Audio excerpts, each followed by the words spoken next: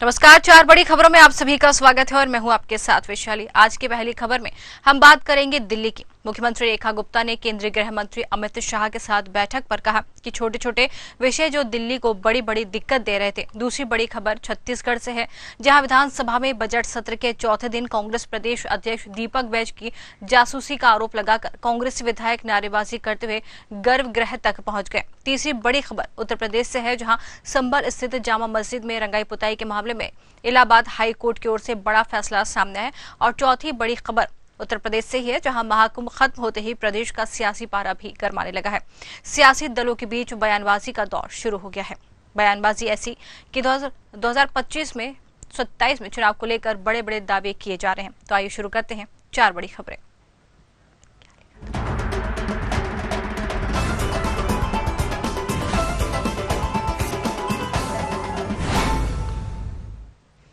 दिल्ली की मुख्यमंत्री रेखा गुप्ता ने केंद्रीय गृह मंत्री अमित शाह के साथ बैठक पर कहा कि छोटे छोटे विषय जो दिल्ली को बड़ी बड़ी दिक्कत दे रहे थे, उन्हें लेकर जब भी केंद्र सरकार की ओर से ब्यौरा मांगा गया तो उस पर कभी भी दिल्ली की तत्कालीन आम आदमी पार्टी सरकार की ओर से सहयोग नहीं किया गया। कहां पर किन चीजों को ठीक करने की आवश्यकता है, उस पर विस्तृत चर्चा हुई। महिला सुधार की दृष्टि से दिल्ली में प्राथमिक चर्चा की गई और जल्द ही इस पर नीतियां बनाते हुए काम किया जाएगा। पीडब्ल्यूडी से संबंधित विषयों के समाधान पर भी चर्चा हुई और राष्ट्रीय सुरक्षा और अंतर्राष्ट्रीय गैंग दिल्ली की सुरक्षा व्यवस्था के लिए समस्या है, उस पर भी गहन चर्चा हुई है। डबल इंजन की सरकार जिस तरह से अन्य राज्यों में काम कर रही है, अब दिल्ली में भी डबल इंजन की सरकार का काम जनता को नजर आएगा। ये मासिक समीक्षा बैठक की जाएगी। दिल्ली सरकार केंद्र सरकार के साथ काम करेगी और दिल्ली को बेहतर व्यवस्थाएं देगी।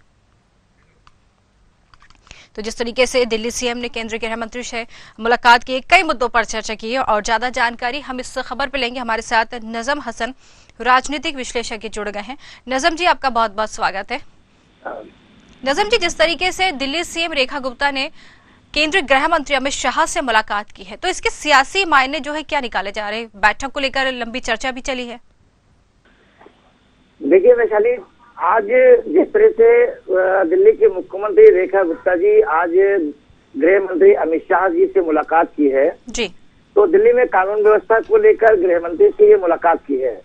साथ ही उनके साथ दिल्ली के राज्य गृह मंत्री आशीष सूद जी थे और दिल्ली के पुलिस कमिश्नर संजय अरोड़ा भी वहां मौजूद थे और कई सीनियर अफसर थे। तो दिल्ली में बढ़ते हुए अपराध को लेकर और बहुत सारी चीजें वहां पे सुरक्षा को लेकर उन्होंने आज अमित शाह जी से मुलाकात की है और एक उस पर उन्होंने एक अहम बैठक भी की है जी। और उन्होंने ये भी कहा कि दिल्ली में व्यवस्था को मजबूत बनाना है।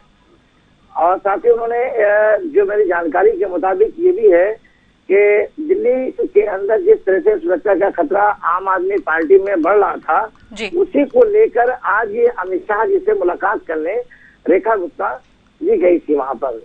जी बिल्कुल, रेखा गुप्ता की ये मुलाकात को तो कह रहे हैं कि कई मायने निकाले जा रहे हैं, लेकिन जिस तरीके से जब मुलाकात हुई नजम जी, तो जिस तरीके से पिछली सरकार की अगर हम बात करें तो यहाँ पर हमला भी बोला गया। पिछली सरकार की बात निकलकर सामने आई कि पिछली सरकार ने केंद्र का कभी सहयोग नहीं करा। और हालांकि अब जब कई मुद्दे लेकर सरकार ये में आई है दिल्ली, तो ये कह सकते हैं कि कई मुद्दे हैं जिनको इनको हल करना है, कई छोटी छोटी चीजें जिन पर चर्चा भी की गई है और साथ ही साथ ये भी कहा है कि केंद्र की कभी मदद पिछली सरकार ने नहीं की है।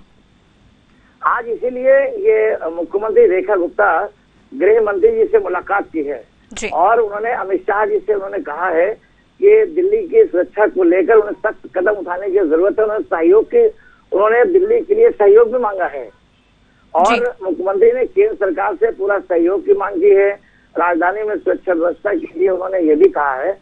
साथ ही उनके साथ गृह मंत्री जो थे आशीष सूद जी भी मौजूद थे और इसीलिए वो कमिश्नर को साथ में लेके गई थी, संजय अरोड़ा जी को, और उन्होंने कहा है कि हमें दिल्ली आपकी जरूरत है। तो अब ये देखना है कि केंद्र क्या दिल्ली को मदद करेगा। बिल्कुल, ये सवाल आम आदमी पार्टी को केंद्र ने किसी भी तरह की मदद नहीं करी थी जी। लेकिन इस बार ये देखना पड़ेगा कि वहाँ पे क्या केंद्र सरकार कि वहाँ पे तो एक डबल इंजन की सरकार है वहाँ पर। बिल्कुल, दिल्ली में डबल इंजन की सरकार है, तो क्या केंद्र दिल्ली को मदद करेगा इस सुरक्षा को लेकर? जिस तरह से इन्होंने रेखा गुप्ता जी ने कहा है कि आपकी जरूरत है। जी जी, बिल्कुल कह सकते हैं कि मदद तो मांगी साथ ही, लेकिन जिस तरीके से पिछली सरकार की अगर हम बात करें तो कई मुद्दे थे जिनको पूरा करने की बात कही गई लेकिन नहीं किया। अब डबल इंजन की सरकार दिल्ली में है, रेखा गुप्ता अब कई वायदे लेके मैदान में उतरी हैं, इन वादों को पूरा किया जाएगा। तो ऐसा नहीं लगता है कि सरकार के सामने एक बड़ी चुनौती भी है दिल्ली को लेकर? देखिए, सरकार के सामने बहुत बड़ी चुनौती है। अगर केंद्र सरकार इनको मदद करता है तो दिल्ली की जनता इस बात को कहेगी कि जब भारतीय जनता पार्टी की सरकार नहीं थी, आम आदमी की पार्टी की सरकार थी, तो आपने क्यों नहीं मदद करी वहां पर? बिल्कुल, ये भी एक सवाल प्रश्न चिन्ह सरकार को उठ सकता है कि क्योंकि अब ये कहना है इधर इनका कई राज्यों में चुनाव भी है, तो जहां जहां इनकी सरकार है तो क्या आपकी सरकार रहेगी तभी आप मदद करेंगे? इसीलिए रेखा गुप्ता ने आज अमित शाह जी से मुलाकात करने पहुंची थी और उन्होंने दिल्ली के कई समस्याओं को लेकर उन्होंने अपना मुद्दा भी रखा है। बिल्कुल, सबसे बड़ी सुरक्षा अगर बात करें यहाँ पर सबसे बड़ा जो मामला है वो महिला सुरक्षा को लेकर ही कहा जाता है कि महिलाएं जो है कहीं पर भी सुरक्षित नहीं है। दिल्ली के खास तौर पर यहाँ पर बात आती है कि दिल्ली में भी महिलाएं जो है कहीं सुरक्षित नहीं है, जिसको लेकर सुरक्षा की मांग भी यहाँ पर की गई है महिलाओं के लिए। बिल्कुल, ये बात आप बिल्कुल सही कह रही है, क्योंकि वहाँ पे दिल्ली ये मेन मुद्दा उनका यही है कि महिला सुरक्षा के लिए उन्होंने अमित शाह जी से जोर दिया है जी। और दिल्ली कमिश्नर संजय अरोड़ा जी को वो साथ लेने की इसीलिए गई थी कि दिल्ली को आपको बिल्कुल जो वहाँ की सुरक्षा है, सुरक्षा के कड़े इंतजाम किए जाए। बिल्कुल, आज तक जब क्या नाम है अरविंद केजरीवाल जी जब मुख्यमंत्री थे, आतिशी जी मुख्यमंत्री थे, जब अमित शाह जी से मुलाकात की थी तो वो किसी कमिश्नर को साथ में लेके नहीं गए थे। ये पहली बार ऐसा हुआ है कि दिल्ली पुलिस कमिश्नर संजय अरोड़ा जी को साथ में लेके गई थी कि दिल्ली की सुरक्षा व्यवस्था कैसे ठीक की जाए। तो अमित शाह जी जैसा आदेश उनको देंगे, गृह मंत्री है, तो वो जैसा वो आदेश करेंगे वैसे ही वो काम करेंगे वहाँ पर। बिल्कुल कह सकते हैं कि एक बड़ी मुलाकात यहाँ पर बिल्कुल मानी जा रही है। बहुत बहुत धन्यवाद नजम जी हमसे जुड़ने के लिए और ये तमाम मुद्दों पर हमसे चर्चा करने के लिए। चलिए दूसरी खबर की तरफ रुक करेंगे, जहां छत्तीसगढ़ विधानसभा में बजट सत्र के चौथे दिन कांग्रेस प्रदेश अध्यक्ष दीपक बैज की जासूसी का आरोप लगाकर कांग्रेस विधायक नारेबाजी करते हुए गर्भगृह तक पहुंच गए। सदन में नारे लगाए गए कि ईडी से डरना बंद करो, जिसके बाद स्पीकर ने महंत सहित 20 कांग्रेसी विधायकों को सस्पेंड कर दिया। हालांकि 5 मिनट बाद ये सस्पेंशन खत्म कर दिया गया। सदन में उमेश पटेल ने बताया कि रायपुर में दंतेवाड़ा पुलिस के कुछ कर्मचारी और अधिकारियों को कांग्रेसियों ने पकड़ा है। इसे लेकर पूर्व सीएम भूपेश ने सोशल मीडिया पर दावा किया है कि सरकार कांग्रेस प्रदेश अध्यक्ष दीपक बैज की जासूसी करवा रही। पुलिसकर्मी उनके बंगले के बाहर रैकी करते हैं। घटना को लेकर विपक्ष के सदस्य सीट से उठकर नारेबाजी करते रहे। तो जिस तरीके से सदन का आज चौथा दिन है, लेकिन कह सकते हैं कि हंगामेदार सदन ये पूरी तरीके से नजर आ रहा है और इस पर चर्चा करेंगे। हमारे साथ प्रवीण मनहर संवाददाता रायपुर से जुड़ गए। प्रवीण, जिस तरीके से छत्तीसगढ़ विधानसभा सदन का ये आज चौथा दिन है, लेकिन जिस तरीके से सदन में आरोप प्रत्यारोप लग रहे हैं, लगातार ये सदन हंगामेदार दिखाई पड़ रहा है, पूरा आरोप बराबर लग रहे हैं।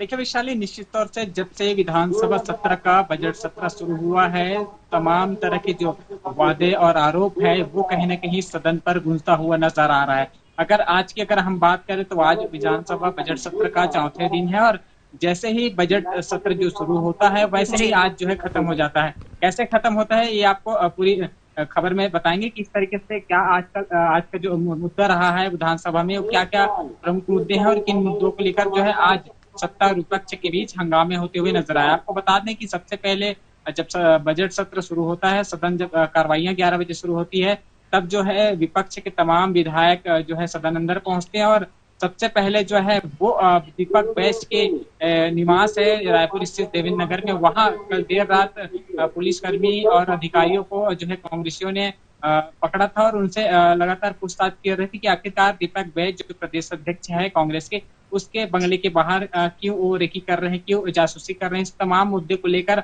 आज सदन में पूर्व मुख्यमंत्री माफ कीजिएगा चरणदास महंत जो विधानसभा नेता प्रतिपक्ष के साथ साथ जो तमाम विपक्ष के विधायक हैं वो जो है सदन में उठाया और इस पर जो है कहीं न कहीं चर्चा करने की समय मांगा। हालांकि इस बीच जो है सत्ता और विपक्ष के बीच नोकझोंक होते रहा और जिस तरीके से विधायक जो कांग्रेस के तमाम विधायक है, डॉक्टर चरणदास महंत जो नेता प्रतिपक्ष है विधानसभा के, उनके सहित सभी जो विधायक है कांग्रेस के वो सदन के अंदर गृह में पहुंच जाते हैं और उसके बाद जो है सदन में सभी विधायकों को निलंबित कर दिया जाता है। हालांकि थोड़ी देर निलंबित के बाद जो है सदन की कार्रवाई फिर शुरू होती है। उसके बाद जिस तरीके से जो विपक्ष के तमाम जो विधायक हैं वो कहीं ना कहीं वॉक आउट करते हुए नजर आते हैं।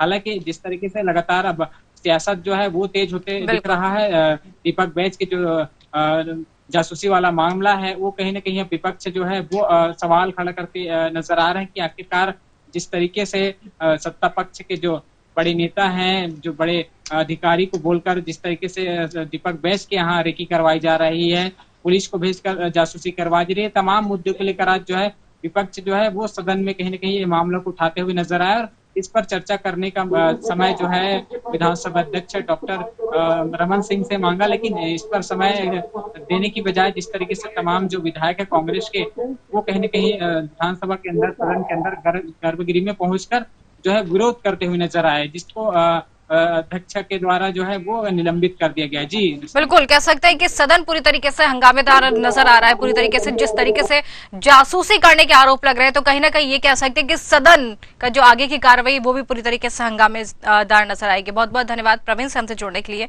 और ये तमाम जानकारी देने के लिए। चलिए तीसरी खबर पे बात करेंगे उत्तर प्रदेश की, जहां उत्तर प्रदेश के संभल स्थित जामा मस्जिद में रंगाई पुताई के मामले में इलाहाबाद हाई कोर्ट की ओर से बड़ा फैसला सामने आया है। जहां हाई कोर्ट की ओर से भारतीय पुरातत्व संरक्षण ASI की रिपोर्ट के मद्देनजर फिलहाल जामा मस्जिद की केवल सफाई की अनुमति ही दी गई है। मस्जिद की रंगाई पुताई पर कोर्ट ने रोक लगा दी। इसके साथ ही मस्जिद कमेटी की कोर्ट ने मंगलवार तक अपनी आपत्तियों को दाखिल करने का मौका भी दिया गया, जिसके बाद ही इस मामले की अगली सुनवाई होगी। इस तरह मस्जिद कमेटी को इलाहाबाद हाई कोर्ट से थोड़ी राहत मिली है। इलाहाबाद हाई कोर्ट ने जामा मस्जिद की साफ सफाई कराए जाने की मांग को मंजूरी दे दी। हालांकि आर्कियोलॉजिकल सर्वे ऑफ इंडिया मस्जिद परिसर की साफ सफाई कराएगा और वहीं हाई कोर्ट में अभी व्हाइट वॉश यानी कि किसी तरह की पुताई, मरम्मत और लाइटिंग को लेकर कोई अपना फैसला नहीं सुनाए। हाई कोर्ट इस मामले में सभी पक्षों को सुनने के बाद मंगलवार 4 मार्च तक अपना फैसला सुनाएगा। कोर्ट में शुक्रवार को सुनवाई के दौरान आर्कियोलॉजिकल सर्वे ऑफ इंडिया ने कोर्ट में अपनी रिपोर्ट पेश की है।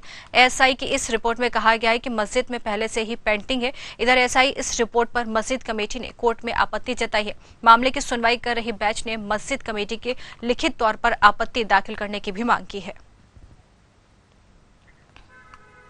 ऐसा लगता है कि अभी पुताई की कोई जरूरत नहीं है और ASI ने भी यही बात अपनी रिपोर्ट में कही है कि इस समय यहाँ पे पुताई की कोई भी जरूरत नहीं है और इसीलिए कोर्ट ने इसकी अगली सुनवाई के लिए 4 मार्च को उसमें अगली सुनवाई के लिए डेट निर्धारित की। जनपद संभल में शांति व्यवस्था है वो कायम है, बाजार आराम से खुले हैं, सभी लोग अपना फेस्टिविटीज के माहौल में हैं और सभी लोग एंजॉय कर रहे हैं। 7 कंपनी PAC है वो सुरक्षा व्यवस्था के लिए डिप्लॉय की गई है। उसके साथ साथ चौकी सत्यव्रत का है वो दूसरे फ्लोर का निर्माण कार्य वो जारी है। जल्दी इस चौकी का होली के बाद में इसका उद्घाटन है वो किया जाएगा और जुम्मे की नमाज को लेकर सभी लोग अलर्ट हैं, लेकिन किसी प्रकार की ऐसी कोई बात सामने नहीं आई है और जो माननीय न्यायालय के द्वारा जो निर्देश दिए गए, आदेश दिए गए हैं, उन सबका 100% है वो ग्राउंड पे अनुपालना करवाना पुलिस का कर्तव्य है। उस काम को पुलिस द्वारा बिल्कुल मनोर लगन से किया जाएगा।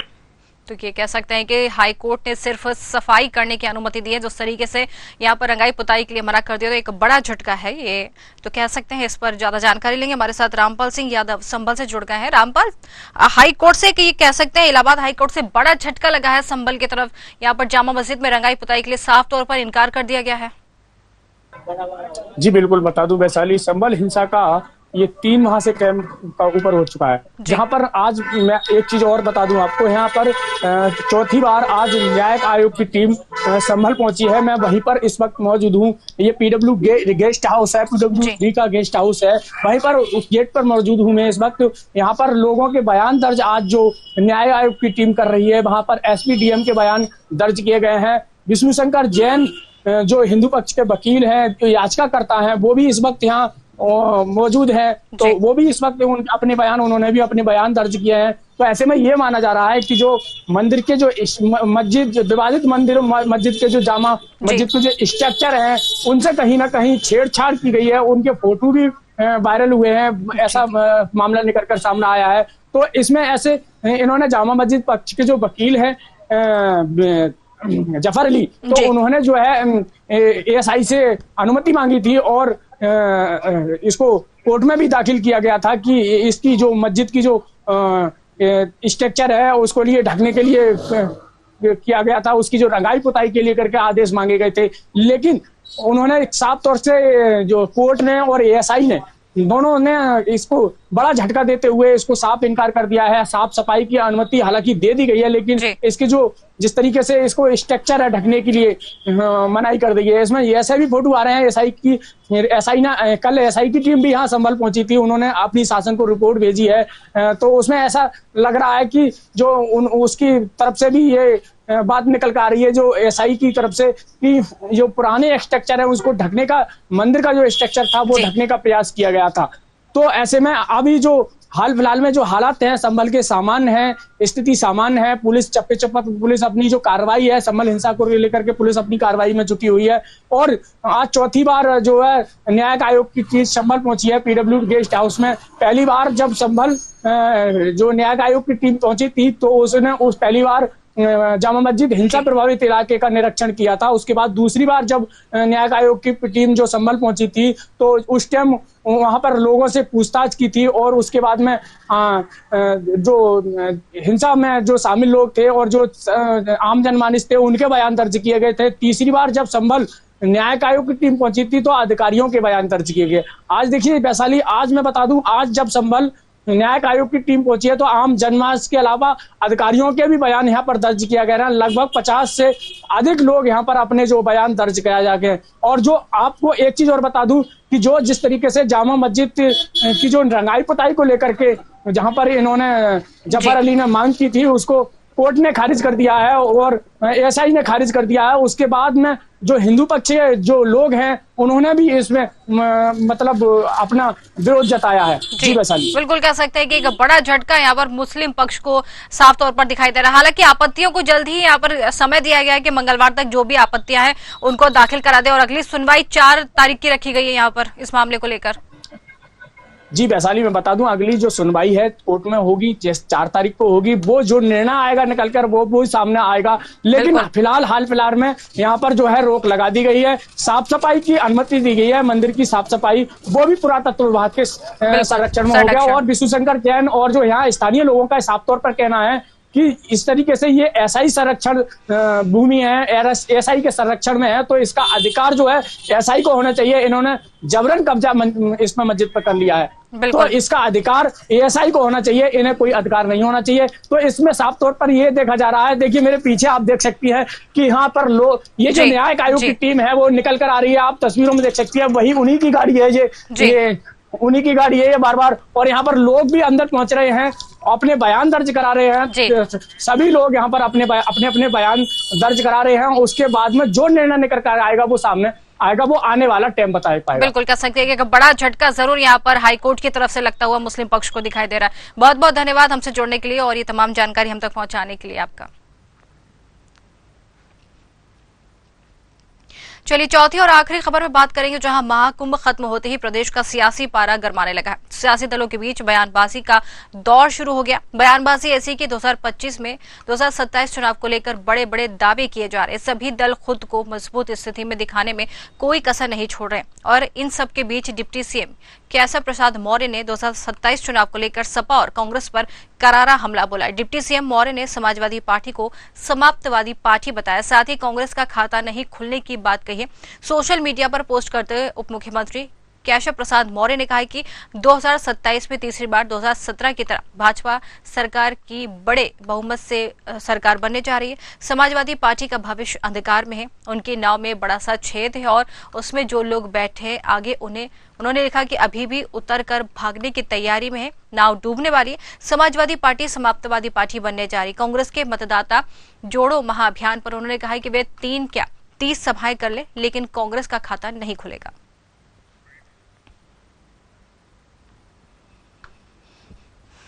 भाजपा सरकार 2017 की तरह बड़े बहुमत से बनने जा रही है। समाजवादी पार्टी का भविष्य अंधकारमय है, उसकी नाव में बड़ा सा छेद है, उसमें जो बैठे हैं अभी भी उतर के भागने की तैयारी में कि डूबने वाली है। समाजवादी पार्टी समाप्तवादी पार्टी बनी कि समाप्तवादी पार्टी बनने जा रही समाजवादी पार्टी, उसको लेकर कहीं ना कहीं ये कह सकते हैं कि केशव प्रसाद मौर्य का एक बड़ा हमला यहाँ पर दिखाई दे रहा है। और साथ ही साथ कांग्रेस को लेकर जिस तरीके से उन्होंने बयानबाजी की है, कांग्रेस को लेकर जो कहा है कि अब कांग्रेस का खाता 2027 के चुनाव को लेकर दावा किया कि उनका खाता नहीं खुलेगा। तो ये कह सकते हैं कि बड़ा दावा केशव प्रसाद मौर्य की तरफ से देखने को मिला है।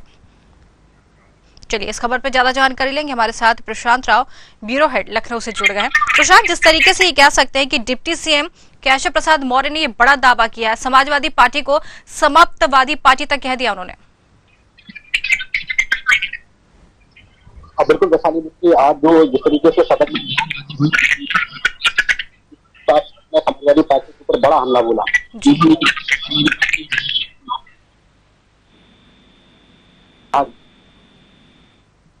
नारा है वो पूरी एक तरीके से पूरा फर्जी हुई और सेक्टर की बात पार्टी को क्यों नहीं वर्ग में रिजर्वेशन के बाद सदन में कटिया फाड़ने का काम किया था और आदिवासियों के विकास को लेकर समाजवादी पार्टी की सरकार में कोई काम नहीं है। प्रशांत, आपकी आवाज हम तक सही से नहीं पहुंच पा रही। प्रशांत, प्रसाद मौर्य, आपकी आवाज हम तक सही से नहीं आ पा रही। प्रशांत,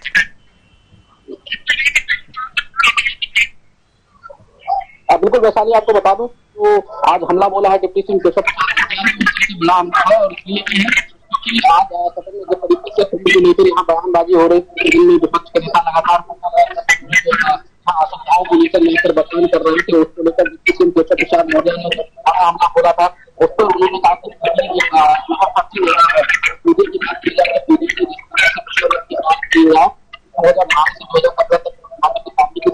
केवल एक विभाग के लोगों को मंत्रियां मिलती थी, अन्य लोग वहीं उन्होंने कहा कि आरक्षण की बात की जाए तो जिस तरीके से आगे समाजवादी पार्टी के लोग प्रशांत, माफ कीजिए प्रशांत, आपकी आवाज हम तक सही से नहीं पहुंच पा रही है फिलहाल, लेकिन जो अभी आपने हमको जानकारी दी उसके लिए आपका बहुत बहुत धन्यवाद। तो इसी के साथ 4 बड़ी खबरों में फिलहाल के लिए इतना ही। नमस्कार।